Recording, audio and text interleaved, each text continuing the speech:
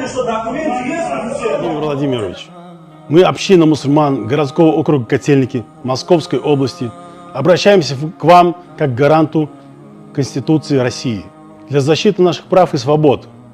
7 июля 2023 года, священный день пятницы, в 13 часов 25 минут по московскому времени, во время проведения обязательной молитвы для мусульман, к нам в помещение ворвались вооруженные сотрудники ОМОН.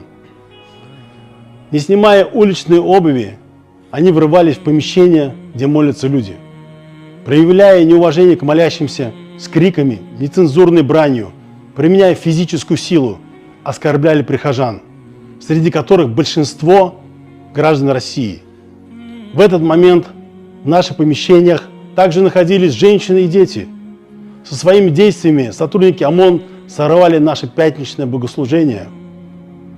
На требование объяснить причину сотрудники ОМОН распылили содержимое огнетушителя в сторону прихожан.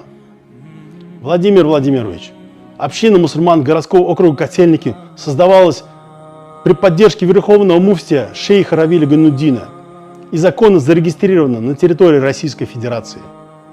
Одна из целей создания – это разгрузка мечети в центре нашей столицы. Мы существуем исключительно на средства прихожан и не получаем помощи от государства. Арендуем помещение на законных основаниях и официально зарегистрировано как местная религиозная организация.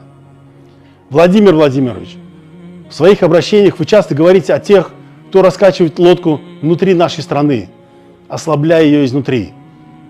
Действия сотрудников ОМОН по заказу сомнительных людей наносят огромный ущерб межнациональному и межконфессиональному миру и согласию в обществе. Да, их действия происходят в это непростое для всех нас время. Когда единство народов России так важно, хочу добавить, что наша община против нарушения миграционного законодательства. Но мы не можем отслеживать среди прихожан нарушителей закона. Это должны делать компетентные органы вне стенах нашей общины. Владимир Владимирович, мы знаем, что вы всегда поддерживаете традиционные для России конфессии. За всю историю России мусульмане всегда вставали на защиту нашей Родины.